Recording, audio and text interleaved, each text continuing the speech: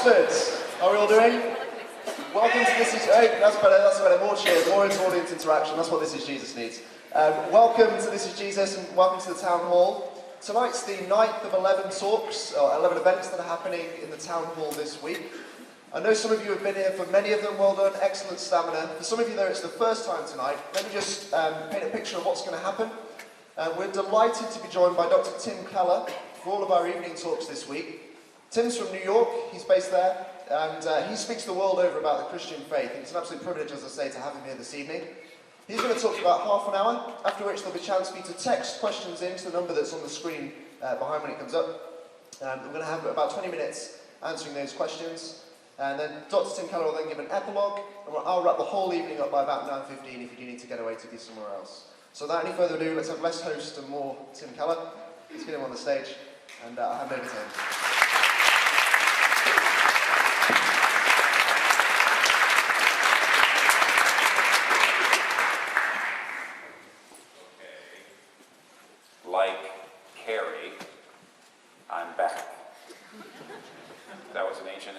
Cinematic cultural reference designed to go over your head. Think. Oh yeah. What we've been doing each night this week is we're looking at a set of big questions that everybody has to have working answers for in order to live. So questions like, what are we human beings? And what's wrong with us? And what, if anything, could improve us? And what would put us right?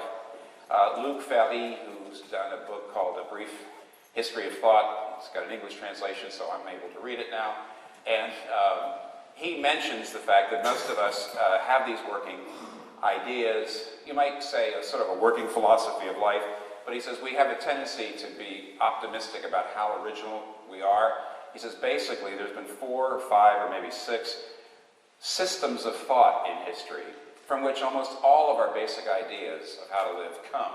Christianity is one of them, and therefore if we're going to live a thoughtful life, we need to know something about Christianity's answers to those questions. So that's what we're doing, and we're looking at some of this every night. Many people say, well, I live in Britain or some other part of the West, so I know all about Christianity. We don't know as much as we think, and that's one of the things I'm trying to show you in these evenings. We're looking at the Gospel of John. It's a New Testament book, a book in the New Testament. It's actually it's there on your seat. And each night we're looking at something, some individual or individuals that Jesus has an encounter with, and we're answering those questions. Tonight we're looking at what will put us right. What did Jesus come to do?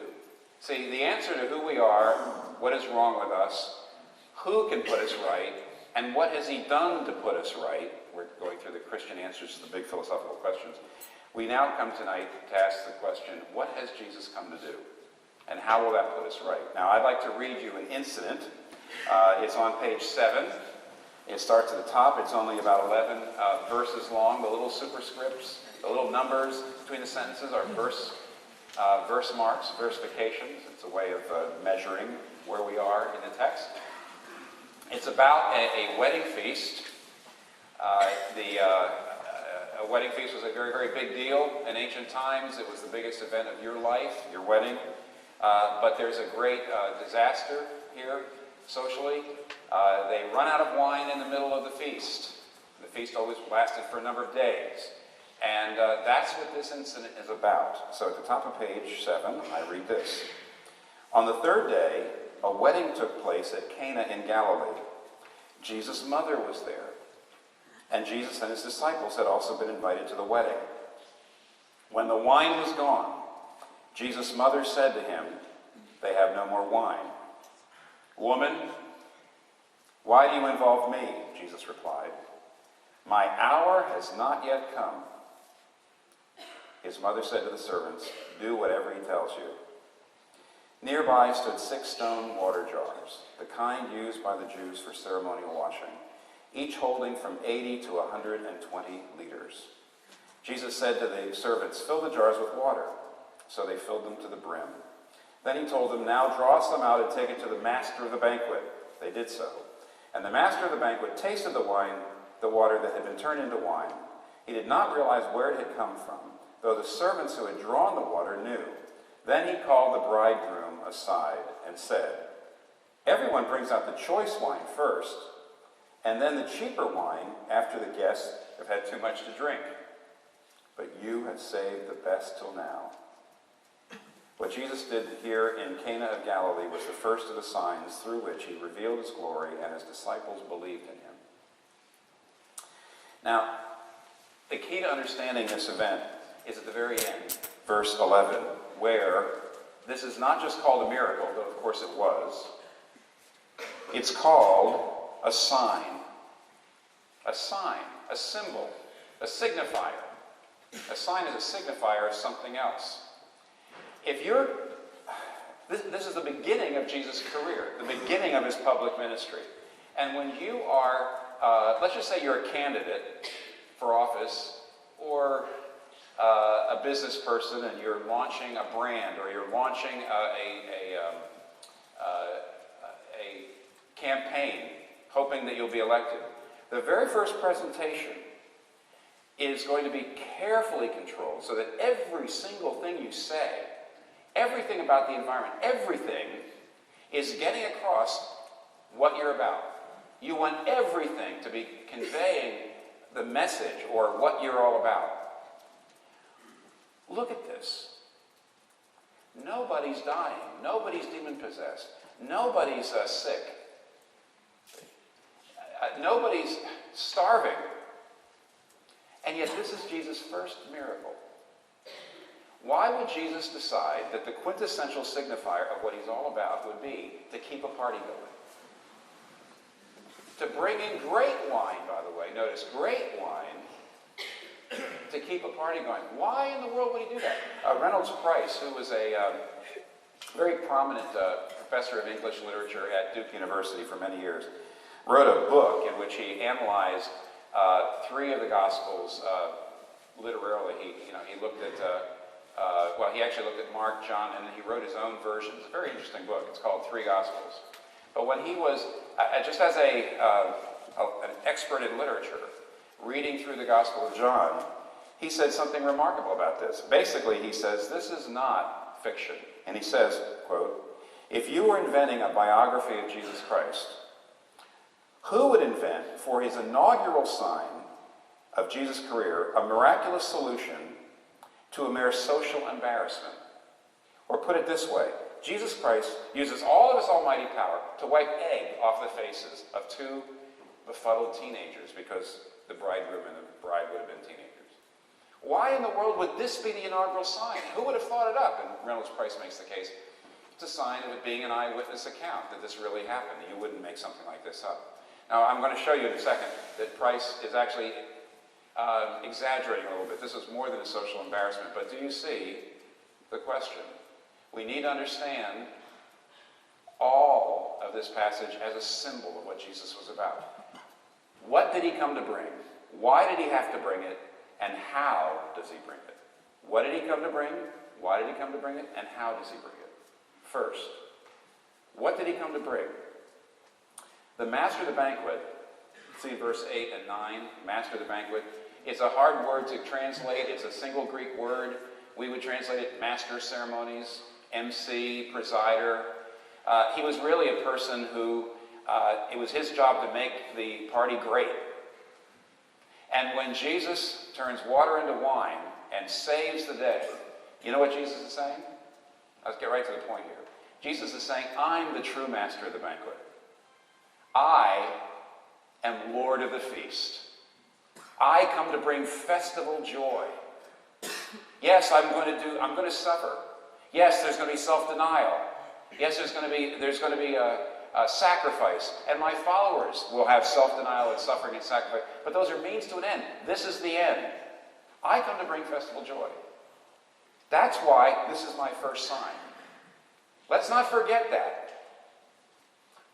Jesus is saying, you know all those Dionysian kinds of myths and legends about the forest running with and flowing with wine and dancing and music? Kid stuff compared to what I'm going to do. That's what he's saying. Now, why does the Bible so often use sensory language?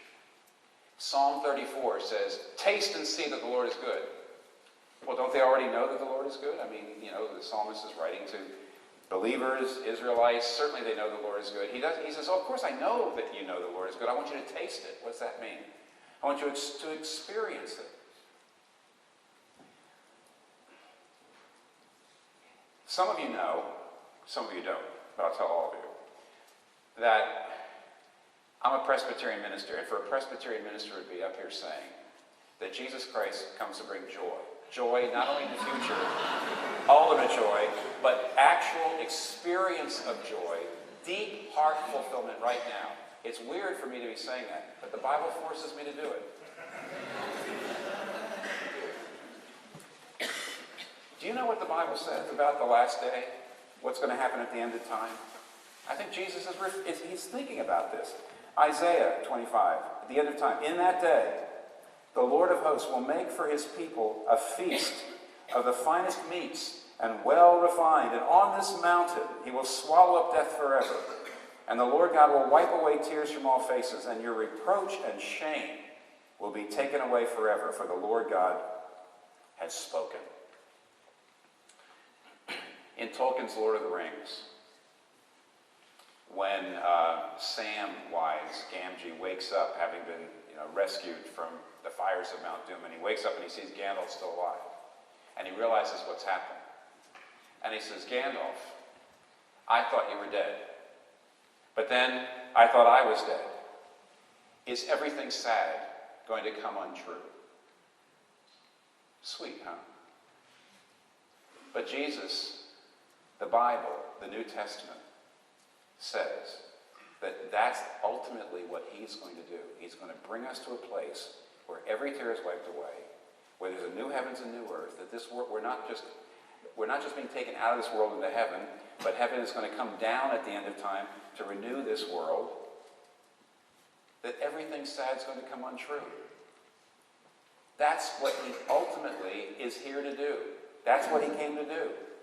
In the Brothers Karamazov, at one place where they're talking about suffering, there's this absolutely remarkable passage.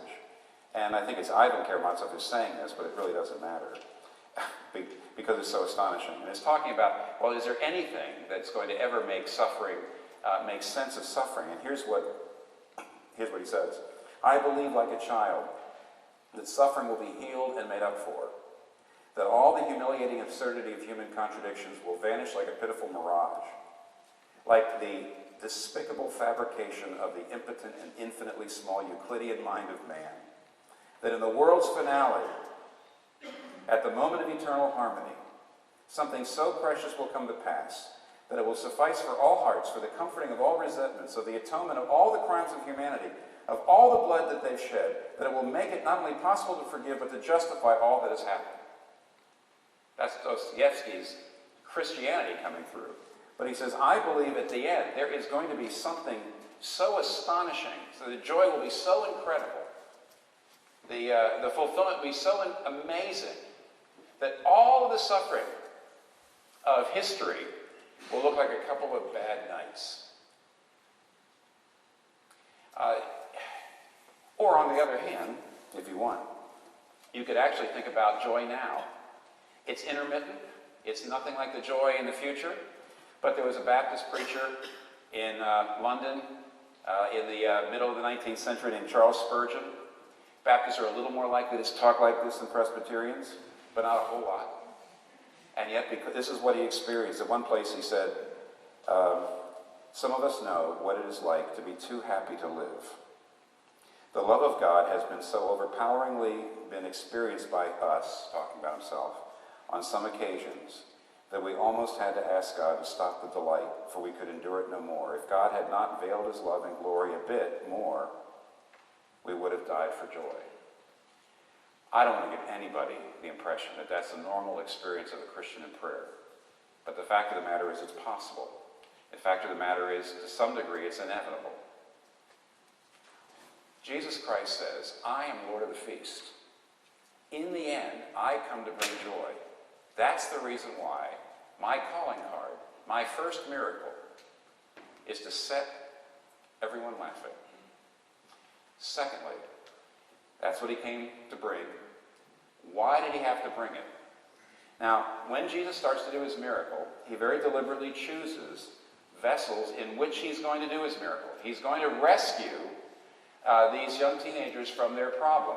And how does he do it? He does it by filling up jars used by the Jews for ceremonial washing. Now, we'll get back to this, but here's what you have to keep in mind. Judaism, the Old Testament, had this great set of rites and regulations. And those rites and regulations all got across the idea that God is holy and that we are flawed. There's something wrong with us spiritually. And therefore we need to be purified. We need to be cleansed. Our sin needs to be atoned for. So there's the purification rites. There were the clean laws. Above all, there were the sacrifices. Blood sacrifices. And we'll get back to all that in a minute. But the whole idea was, the Old Testament always said, because God is holy and righteous, and because we are flawed, we cannot just walk right in. Something has to be done about what's wrong with us. And by the way, in this case, we got to keep this in mind. These teenagers, here's where Reynolds Price is probably wrong. When he says this is a mere social embarrassment, we're forgetting we in the West do not live in a shame and honor culture. Some of you, because I know I've spoken to some of you after these meetings here tonight, some of you have grown up in shame and honor cultures, non-Western cultures. You know how deep the shame can be if you've let your family down, if you've brought embarrassment to your family. It's not something we in the individualistic West understand very well. But these young people actually had a very serious problem. A very serious problem. And they had shame. They had guilt, or at least was coming. And Jesus Christ rescues them from that, redeems them from that, by showing us that he is going to cleanse them, you see. He's replacing the old idea that we have to use water, we have to eat certain things, we have to sacrifice animals. He's actually hinting that he's coming to do what all of those regulations used to signify. Now, what we are at, and I'm only going to take another couple minutes on this, two nights ago, we talked about this whole idea of sin. I know that the term sin grates on us, but we can't understand the joy Jesus is going to bring unless we understand sin.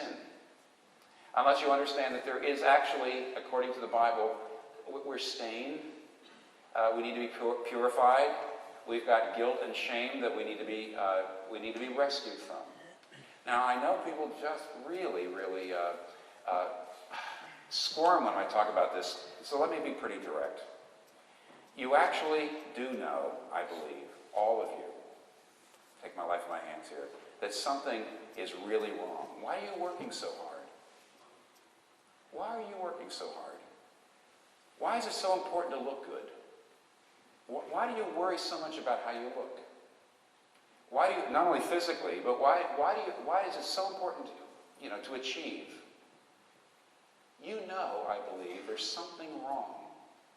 And you're trying to purify yourself. You're trying to cover up. You're trying to deal with it. You're trying to prove yourself. You know, the first, and I think I'm safe to say you've probably seen this. Remember the first Rocky film, the only good one?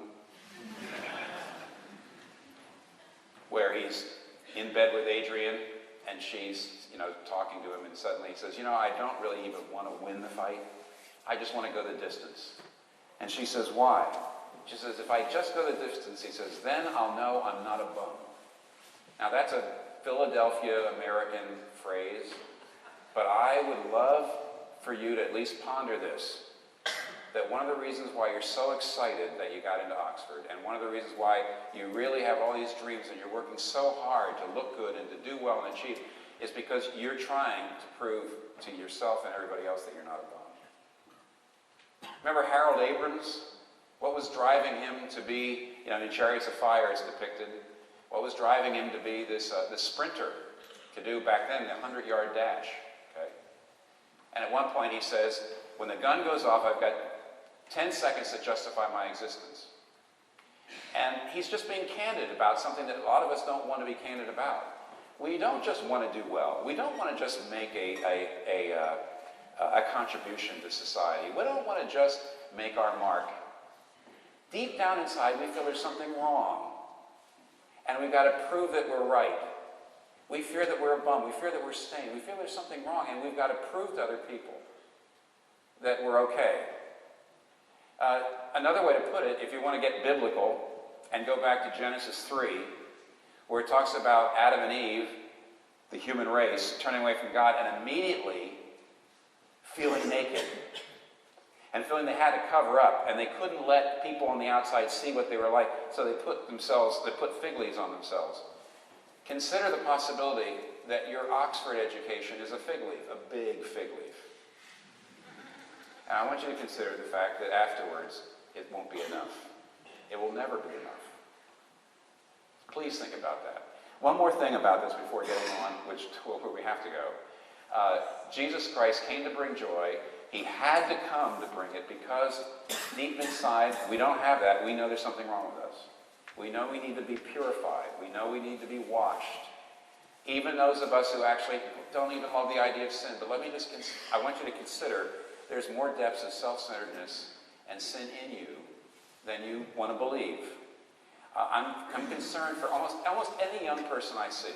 I'm concerned. There's stuff in you that you would like to deny. Theologically, philosophically, you're a humanist. You don't believe that human beings are innately evil or anything like that. I'm very concerned. There's stuff in your heart that will bite you. It will spring out in the future. And you'll say, I didn't know I was capable of that. But you are. Years ago, 1961, Adolf Eichmann, who was one of the Nazi architects of the Holocaust, who got away after World War II and went to South America, was caught.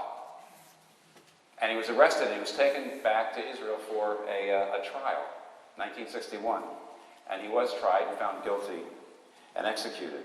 But there was a very interesting incident that happened. What they had to do, of course, as you may know, is they had to find witnesses, people who saw him do it, who were in the death camps, and saw what happened in the death camps. They had to come in and be witnesses, material witnesses. One of them was a man named Yehiel Denor. And when he came in and testified, he walked into the room, the courtroom. He saw Eichmann in the glass booth, and he immediately broke down, fell to the ground, sobbing, crying out. It was pandemonium. The judge was hammering to get orders. Very, very dramatic.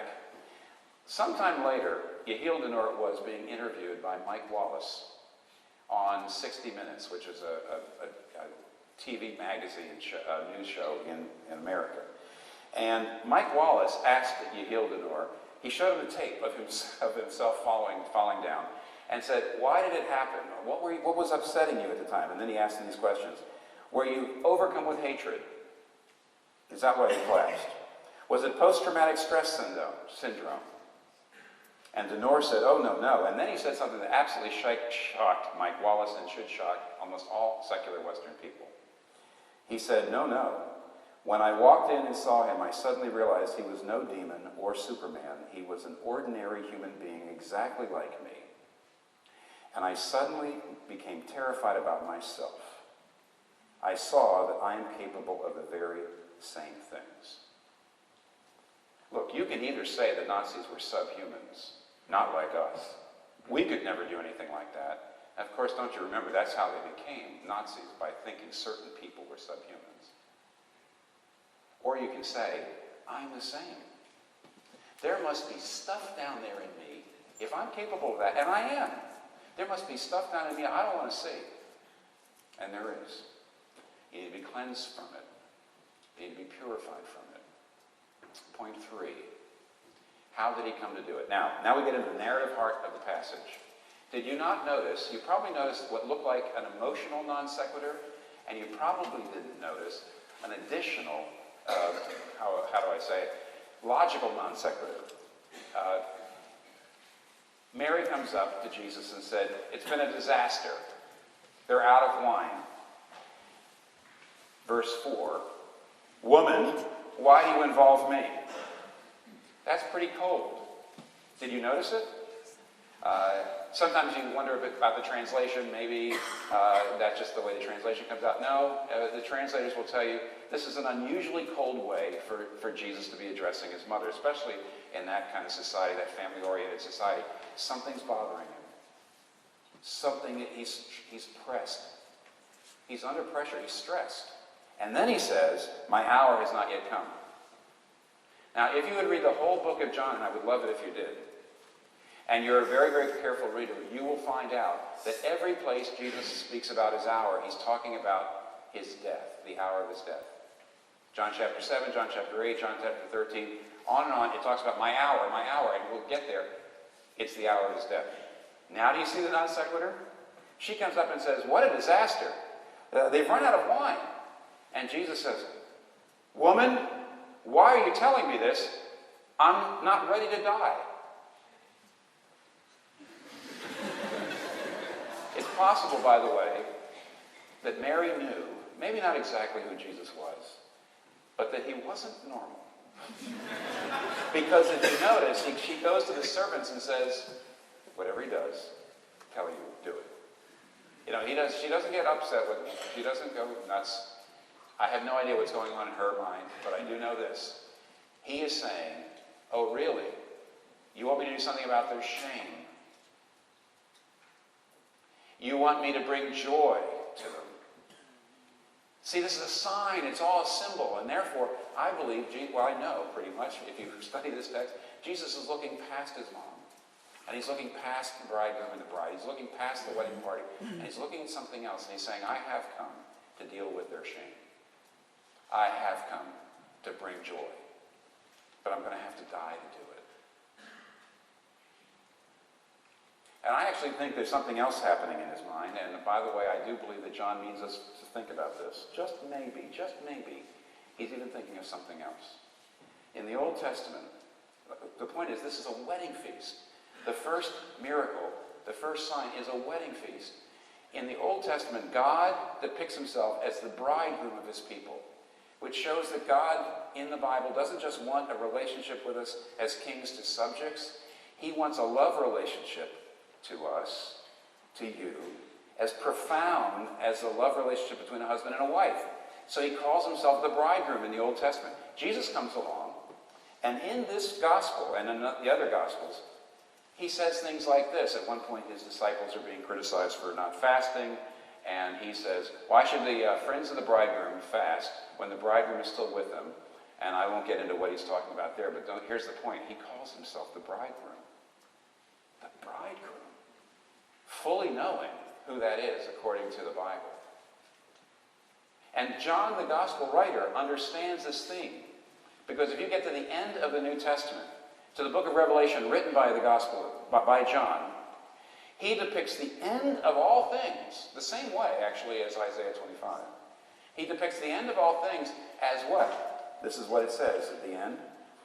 Then I saw the holy city, Jerusalem, come out of heaven, prepared as a bride, beautifully dressed for her husband. And I heard a voice saying, blessed are those invited to the wedding feast of the Lamb. In other words, at the end of time, there is going to be a feast. But it's not just going to be a general feast, it's going to be a wedding feast. Because all the things that Jesus Christ has sought to accomplish, all the things he came to accomplish, will be accomplished. And therefore, maybe what John wants us to think about is this. Kathy, actually, my wife Kathy brought this up years ago. She said maybe the reason why Jesus is sort of grumpy with his mother is he's thinking of something else. And I told you what I'm pretty sure he's thinking about. But here's another possibility. What do single people think about at weddings? Why do sometimes single people sit at wedding receptions with this kind of funny, faraway look in their eye? They're thinking about what their wedding day might be like. And maybe Jesus is thinking, just maybe, he's saying, Mother, for my people to fall into my arms and for us to drink of the rivers of God's delight, I'm going to have to die. For my people to drink the cup of joy and festival blessing, I'm going to have to drink the cup of justice and of punishment and of death. Do you see? Jesus is always thinking about his death. Many people say, who cares about doctrine? Don't worry about the church. In fact, much of Christianity I reject, but I like Jesus. I think if people just imitated the life of Jesus, that's the important thing. Look at how he loves people. Look at how he gives to people. He cares for the poor. He feeds people. If you just forget about everything else, just imitate his life, that's what you should do. I've heard many people say to me that. That is absolutely wrong. Because Jesus did not come primarily to live. He came primarily to die. We saw last night everything. When he's raising Lazarus, he's thinking about his own death. When he's at a wedding feast, he's thinking about his own death. Mark chapter 8, I'm going to have to die. The disciples don't understand what he means. Mark chapter 9, by the way, everybody, I'm going to die. They don't understand. Mark 10, by the way, guys, I'm going to die. The disciples were focused on his life. They felt like, here's a Messiah, he's going to get on a horse, he's going to throw off the boot of the Roman oppressors. Great! As long as they were focused only on his life and thinking, I'm just going to follow him in his life, I'm going to be like Jesus. Go read the Gospels. You'll see the apostles were fools. They were always acting in foolish ways. They were always clueless. It wasn't until he died and after his death and his resurrection, which we'll talk about tomorrow night, that changed them completely. Why? Here's the thing you need to see. If Jesus came primarily to live, he's an example. And then I guess we're supposed to find God by trying to be like Jesus. But if Jesus came primarily to die, he doesn't come as an example. He comes primarily as a savior. If he came as an example, he would be like every other founder of every other major religion. They all came to show you how to live and to say, that's the way to salvation, that's the way to God. But Jesus Christ comes and says, no, I'm God, come to find you. I don't come to show you how to save yourself. I come to save you and do what you should be doing. I come to live the life you should have lived, yes, but then die the death you should have died in your place. So see the centrality of his death, but then lastly, but most importantly, the modality of his death. By choosing the ceremonial jars, Jesus was signifying something he will say much more directly later on. And the book of Hebrews will say it it's in the New Testament, very directly. And that is, he came to replace all the things that the Old Testament sacrificial system, the tabernacle and the temple, the veil, Holy of Holies, the blood sacrifices. At the heart of the old system of religion was a blood sacrifice. Why? Because I'm a sinner and sin needs to be punished, but something atones for my sin. Something dies in my place. And of course, over the years, there were all these animals being slaughtered. And yet, when John the Baptist saw Jesus the first time, revelation from God, he looks at him and says, behold the Lamb of God that taketh away the sin of the world. And you know what he's saying? He says, all the other lambs, all the other animals, all the other things, they were just symbols of, here's the one who's going to do it. And Jesus Christ, therefore, has come to die in our place and to take our punishment.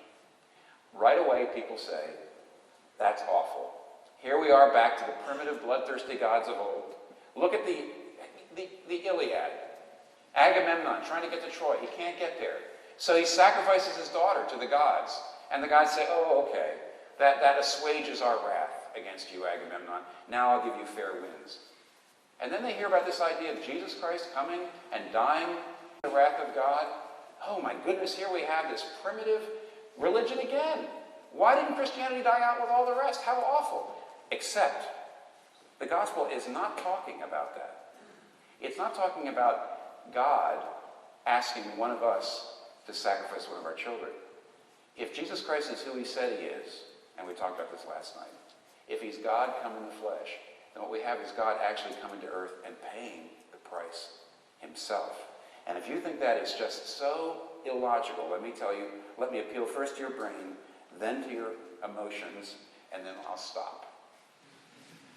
First to your brain. If someone knocks over your lamp, and let's just say it's a 50-pound lamp, it costs 50 pounds to replace. They knock it over, they break it, and they say, oh, I'm so sorry. Let me repay you, let me replace it. Now you have two things you can do. You can say, yes, thank you. You can make them pay. Or you can say, oh, no, you can forgive them. But when you forgive them, you know what that means? Either you have to replace the lamp, or you have to go without. In other words, either that person pays, or you pay. But the debt doesn't go off into the air. Somebody always pays a debt. You say, well, that's monetary and that's physical. Well, think about this. If someone hurts your reputation, really, really wrongs you, what are you going to do? One of the ways you could do it, by the way, is go around to all the people that person slandered you with and actually ruin that person's reputation. Do you know what he did? Do you know what she did? In other words, you could make them pay, or you can forgive them. And if you forgive them, you absorb that debt. You lose that face with certain people. But you don't pay them back. You don't harm them back. Don't you see? You cannot forgive without suffering. You cannot forgive a debt without taking it on yourself.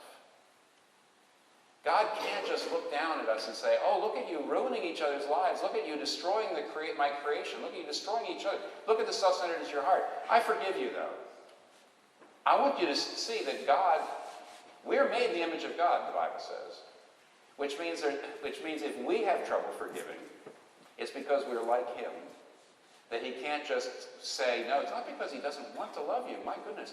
By coming to earth in the form of Jesus Christ, God is so holy, he had to come and die and pay that debt, because that's the way it is. But he's so loving, he was glad to come and die. He's so holy, he had to. He's so loving, he was glad to. Now let me talk to you about your emotions. Is there anything offensive about the idea of substitutionary sacrifice? No, I don't think so. There is no more moving narrative. There is no more, I don't know how to say it. There's no narrative that brings more joy than to know that someone has sacrificed for you. You know, Sidney Carton, Tale of Two Cities, and Charles Darnay love the same girl, but the girl marries Charles. That's the first part of the book. But at the end of the book, Charles Darnay, because it's happening, by the way, of course, as you know, in 18th century France, Charles Darnay is arrested. He's put in the Bastille. I think Bastille, he's in the dungeon. And he's going to be executed tomorrow.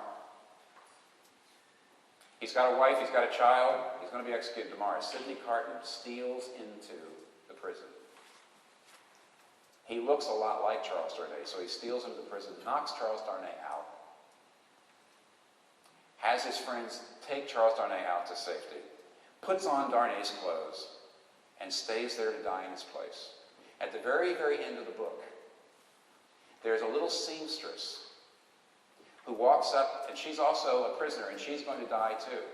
She walks up to what she thinks is Charles Darnay and starts talking to him until she realizes it's not Charles Darnay, and her eyes get really big, and she says, "Are you dying for him?" And he says, "Yes, and for his wife and child." And then she says something, this is a paraphrase, but then she basically says this. She says, "Sir, I am so frightened, I don't think I can face my own death.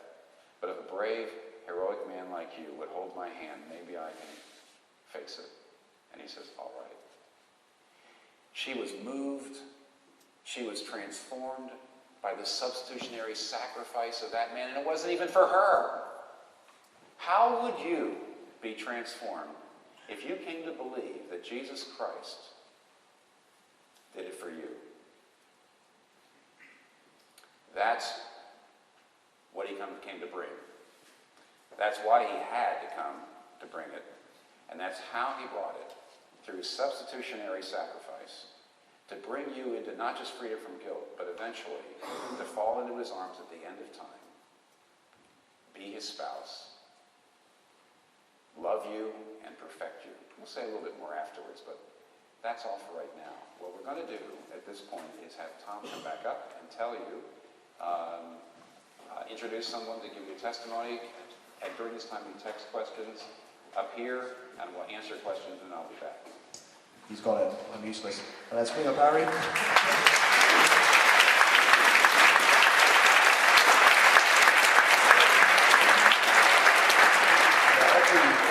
as Tim just said, every day we're giving, in the space of time, just to give you time to text the questions in, we're giving a student the chance to just share a little bit of their story about how they've encountered Jesus, just so you see that this isn't just out there as an abstract, but it's really affecting people in the here and now.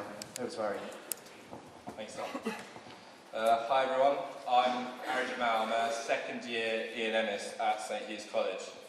A bit of background about me. I was probably one of the most sceptical about this kind of stuff. I grew up in a secular family with a Muslim background. I didn't really know anything about Jesus or the Bible. The centre of my life was pretty much work, sport, watching sport, friends, nothing really too substantial. But one of my friends convinced me to go to church with her, and eventually after that I started going to a church that my friend from home took me to in Reading. And one of the things that just shocked me most was just how welcoming and how unbelievably happy and peaceful all these people at church were. And it was really bizarre. There was something different about them, but I couldn't really know what it was. And one time when I was there, I was still just as sceptical as I was, and the man making the talk, he just said that if you try and look for God, he will open himself to you. And I kind of, with an open heart, just went for it, blocked everything out and just prayed. And I felt something there, but I didn't really want to believe it. I mean, I've always been a rational thinker, really sciencey and logic-y, like not abstract. And I initially just thought the Bible was just a bunch of myths, exaggerated stories, but then I actually went away and looked at the facts. And it made sense to me. And once I got that out of the way, I really started to read about Jesus' life. And I kept praying and asking God questions. One of the biggest things that was in my way was I didn't think that I'd ever be good enough for God. But he kept answering my questions, either through a random passage I read, a talk that I went to, or friends even just talking to me through, like he was talking to me through my friends. And I just felt he was so focused on my life. That really did touch me. And then at a talk last year, it was actually in here, I realised that I would never be perfect, and no one would be. I realised that thanks to Jesus, the one man who did live a perfect life, that I could be forgiven for everything that I do wrong and will do wrong, because I know I will mess up. And I knew that despite all my imperfections, God will love me, and God does love me, and Jesus does love me. So I decided to get baptised at St Ed's last year, and since then, my friends around me, they at first gave me a bit of stick, saying I was going to be boring and whatnot, but I started to put everything in perspective around me. I'm still the same guy, I have the same personality, enjoy the same things, still go out, still watch sport, but at the same time, like, my essay is not the be-all and end-all of my week. Arsenal finishing fourth not finishing fourth won't put me into depression, and I wouldn't even done anything like this because I'd just be so scared that I'd mess up and make a fool of myself. But just having God there and Jesus there as my anchor, and just having that security is incredible, knowing what he did for me and knowing that despite everything that's wrong about me, I will be loved by Jesus, and it's just such an amazing feeling. And I just hope that, I mean, this time last year, if you're skeptical about any of this, I was exactly like you last year. Just don't dismiss it and give it a try, and just see what God does for you and what Jesus does for you. Thank you.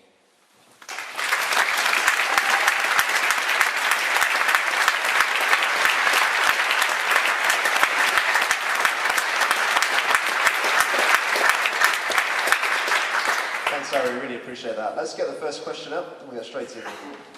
Okay, if you were born in Iran, you wouldn't be a Christian. Isn't faith just based on geography? That's kind of cheeky. No, it isn't just based on geography. And actually, for example, if the person asking this question is, say, oh, I'm a secular, I'm a secular agnostic. It's also very possible that if you were born in Iran, you wouldn't be a secular agnostic. Does that mean that your beliefs are invalid? You see, assumption is if your geography or your social location affects your beliefs, therefore they're really not true. But your location affects your beliefs, especially if you live in Oxford. Listen, if you live in Oxford and you're very skeptical, you're just going with the flow. The people in Iran are Muslim, they're going with the flow. Does that mean that you're narrow-minded? Maybe. But not really. Here's why. Peter Berger, in his book, A Rumor of Angels, Peter Berger is a sociologist of religion. He's Austrian, born, but been in America for years. And he developed an idea, of course, that as some of you will certainly know more about than me, which is the sociology of knowledge. And the sociology of knowledge says that basically your friends, your peers, your cultural and social location largely determines what beliefs seem plausible to you and implausible. So to a great degree, things that seem implausible or plausible or rational or irrational are affected by your culturally conditioned, the people around you. He says the problem with that view is if you say, oh yes, then all beliefs are culturally conditioned, they're all relative, nobody's really objective. He says the problem is that the idea of sociology of knowledge would also be culturally conditioned.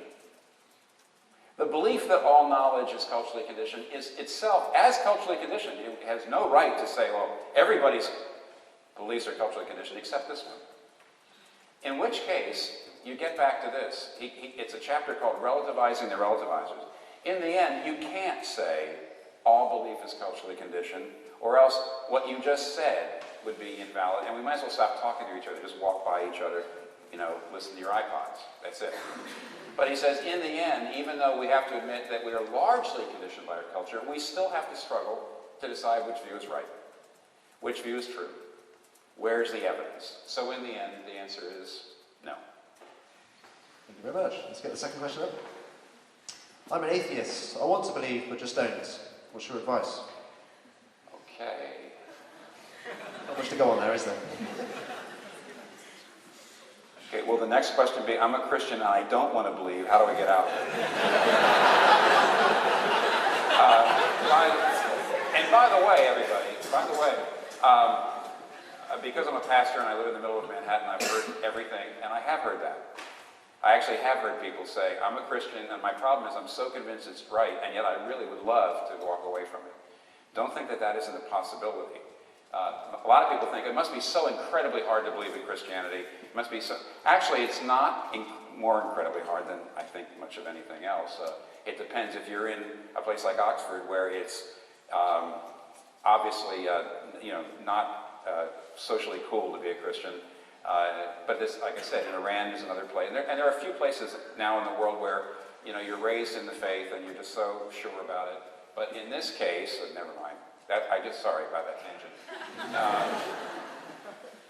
If you want to believe, in other words, if you say, I actually am skeptical and I'm interested in believing, how do I do it? Everybody believes or disbelieves for three basic categories of factors, through the rational, the personal, and the social. The rational is, you're not going to believe something unless it makes sense, unless you can answer a lot of the questions. If you're an atheist and I want to believe, but you're probably thinking, there are some parts of Christianity that just do not seem credible. You're going to have to work through that. You have to. I don't believe you can prove anything demonstrably. Didn't you see The Matrix? You can't prove that you're not a butterfly dreaming you're a boy or a girl. And yet you can still, there's a lot of evidence, and the evidence gets you to the place where you say, this is probably true. So there's the rational. Then there's the personal, which is to say, you have to, in some ways, commit. You get to the place, an illustration I often use is if I was trying to hire somebody for a job, I would love to hire the person I'd love to not hire the person unless I was sure that that's the right candidate. But basically, with my reason, I can only get to the place where I think that that's probably the best candidate. I have to hire somebody. So I hire her, let's say, for the job. And 2 years later, after I've committed, given her the job, 2 years later, I know she's the right person. So I reasoned to the area of probability, but then I had to commit into certainty. So the rational is part of it. You can't just say, I want to be a Christian even though it doesn't make sense to me. It doesn't work. You've got to come with your whole person, which includes your brain. But on the other hand, to think that you can think your way all the way, that you can get to the place where you're absolutely 100% rationally sure before you make any commitment, that's impossible too. So there's the rational, there's the personal, and then there's the social. Which is to say, Peter Berger is right. Christianity won't make sense unless there's some other people around you that you have some admiration for their thoughtfulness and for their character, that are a little further along than you.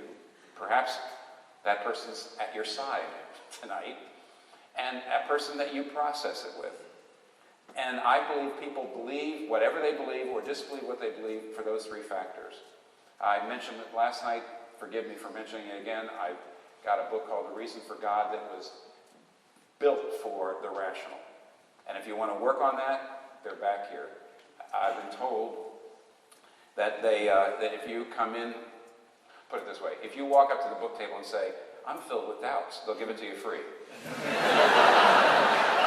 If you, on the other hand, if you walk up and you say, I am absolutely sure about absolutely everything that the Christian faith teaches, they will say that's £3.50.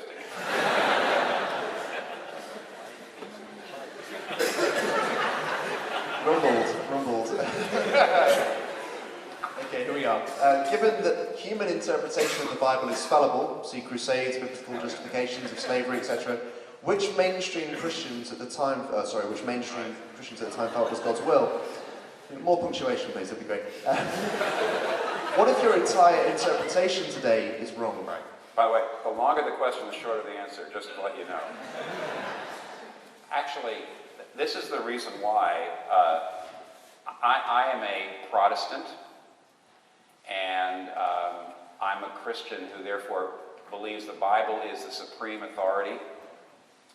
Nevertheless, the answer to this question is tradition is a help. And by tradition, meaning church history, looking at, it takes years and years for the church to work through some of the issues. A good example, by the way, the early church understood slavery to be a bad thing. You can see it in the New Testament of our time. The church in the West, at least in America, even over here in Britain, most people in the church by the latter part of the 19th century understood slavery does not fit. At least African chattel slavery does not fit with the Bible at all. And yet, frankly, Southern Presbyterian Baptists in particular had a huge blind spot. And they made an enormous mistake that now they look back on. They say, how did that happen? Part of it was social location blindness. But the overall church, through the ages, I think actually comes more and more to understand some of those mistakes, and we leave them behind. Actually, the one other thing I'll say is very important. Some of you do know, right, that 30 years ago, some people said Christianity is a Western religion. You now know, surely, that, I don't know, there's, 2 million people going to church, Anglican churches in the UK, but there's 18 million people going to Anglican churches in Nigeria, and 8 million in Uganda, and that sort of thing. Right now, a very vibrant kind of Christianity, what we call supernatural Christianity, believing the Bible, believing you need to be born again, and so on, is spreading all through the world. And what's great about that is white people, white Christians have blind spots. Chinese Christians have blind spots. You can see it. I remember, or for example, I taught at a school in which it was almost equal Anglo-Americans and Koreans. They were all Christians. But when we would do our case studies, we would talk about things that were happening in our lives. The Koreans could see how American Christians are so individualistic that they were just ignoring parts of the Bible that didn't fit with their American filter. Just didn't fit into the American culture. They were just filtering it out. But we could see, as Americans, certain places where the Koreans were bringing their Confucianism in and their past, and maybe not seeing certain things the Bible said. Together we began to help each other. I believe because the church is now the most universal religion. Every other religion, Hinduism is based basically demographically in India. Buddhism is basically in Japan, certainly in Asia. Islam is still basically in the Middle East. But Christianity is now just absolutely practically universal. That increasingly we're going to help each other with the cultural blinders that had in the past made us blind to things we were doing that didn't fit in with the Scripture? So it's a great question, and Christians have to be very humble in response.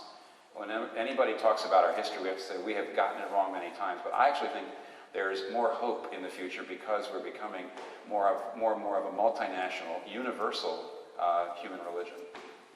Great. We'd like to gamble on one more. We've not got much time. A couple of minutes? Well, you're taking it now. Here we go. If God is seen by Christians as all-powerful and loving to his creation, why is it that some Christians believe in the concept of hell? Well, Christians believe that what I've said tonight is the presence of God is what we were built for.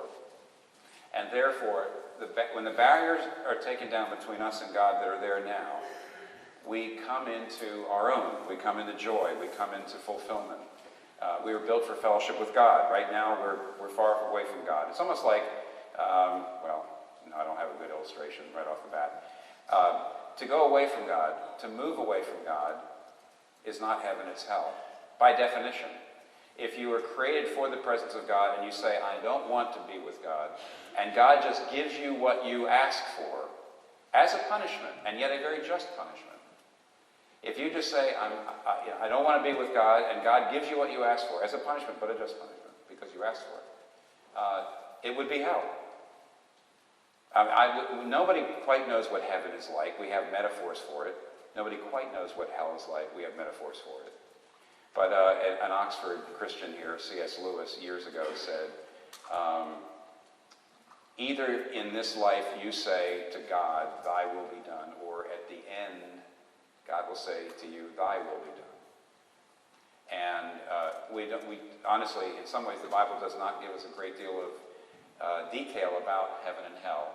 And therefore, certainly no Christian wants to, with any kind of joy, talk about the details of hell. And there's not that much in the Bible.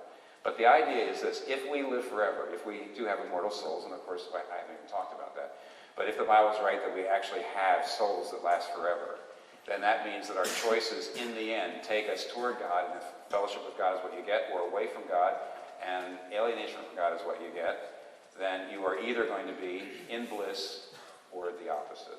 So again, it's really not something that we would say. The other thing, of course, is free will, and that is to say that God does love us, and he's gone to enormous lengths by doing what he did in Jesus Christ, but in the end, he does allow for free will, so that's it. Okay, take one more. Let's take one more. Yeah. Let's take one more. I can't really say no to that. Why does sin require blood sacrifice?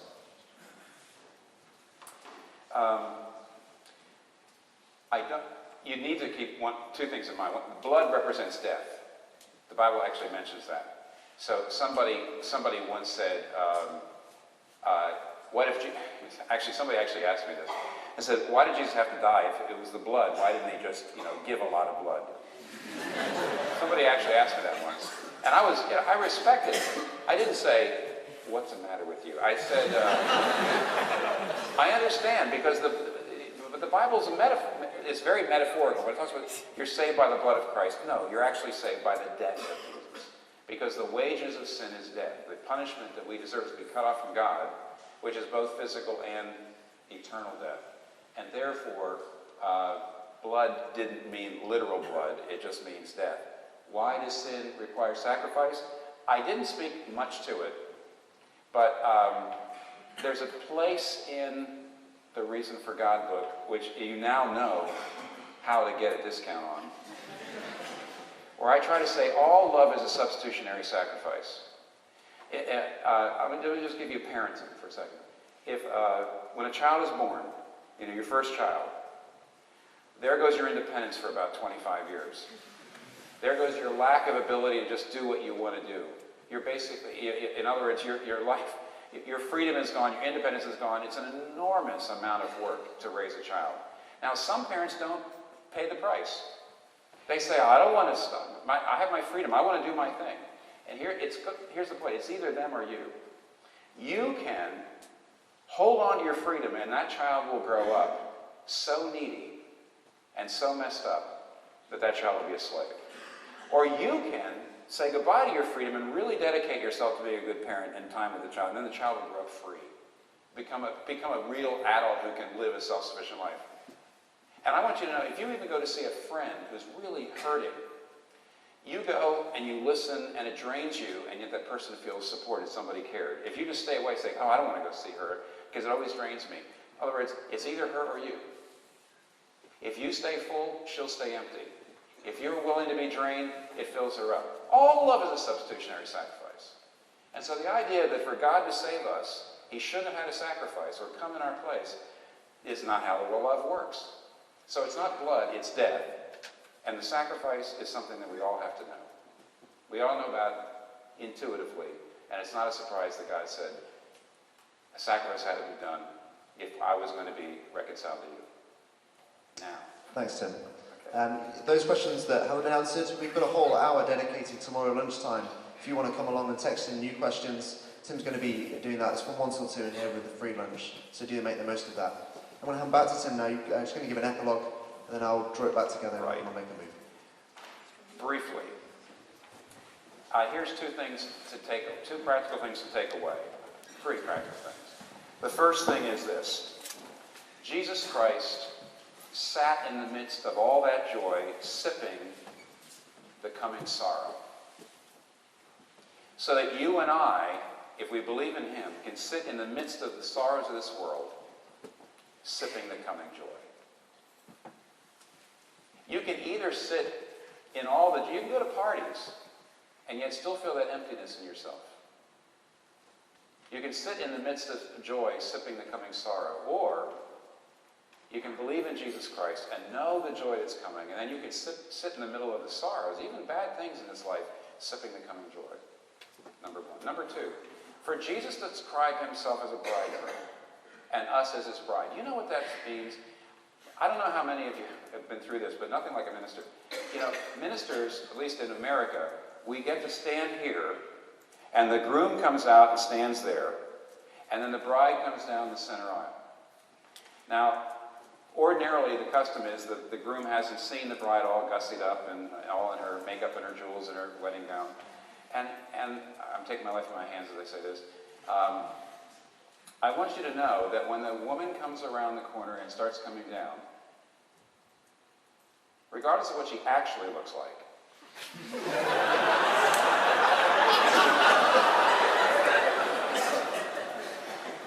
in that wedding gear, she is gorgeous. She is gorgeous, the most beautiful she's ever looked.